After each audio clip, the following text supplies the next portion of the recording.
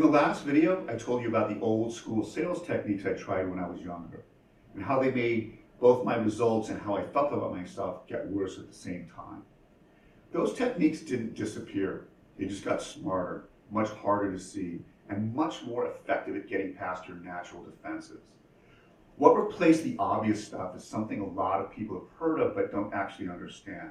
It's called NLP, or Neuro-Linguistic Programming. In simple terms, NLP is the study of how language, tone, and certain patterns of communication can influence someone's thoughts, emotions, and decisions, often without them realizing it's happening. It was originally developed as a way to understand how excellent communicators and therapists got results. But like a lot of powerful tools, it eventually made its way into marketing and sales, and not always with good intentions.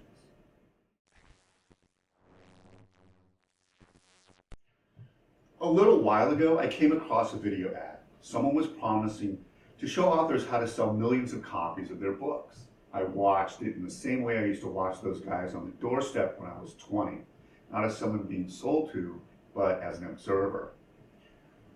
The structure was very deliberate.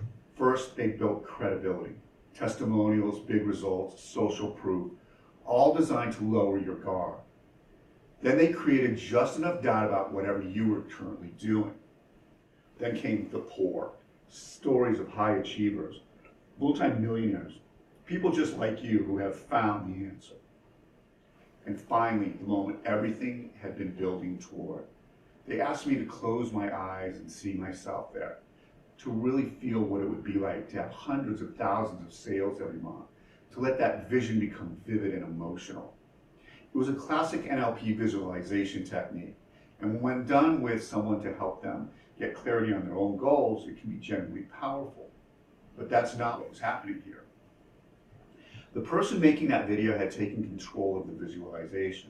They were driving. They were using my dreams and my emotions to open a door, and then walking through it toward their checkout page. Move by move, it looked like this. First, build credibility to lower defenses.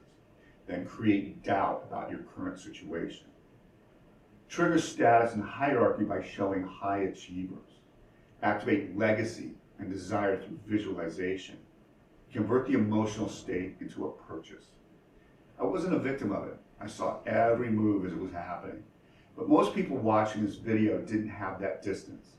Some of them bought, and some of them are going to wake up later and feel that specific kind of regret that comes from being moved emotionally rather than helped clearly. Here's what I want you to understand.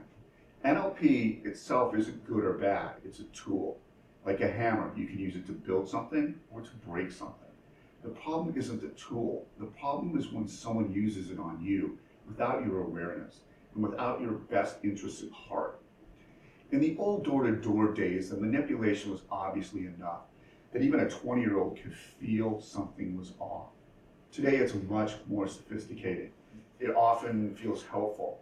It can even feel inspiring, right up until you realize someone else was in the driver's seat of your own emotions. That's the line that gets crossed. In the next video, I want to show you what actually happens biologically and emotionally when people eventually wake up from this kind of manipulation. Because it doesn't just disappear, it leaves a mark. And that mark has consequences for the person doing the manipulating, whether you realize it or not. If this is landing for you, that feeling of realizing someone is steering your emotions without you fully knowing it, stay with me for part 3.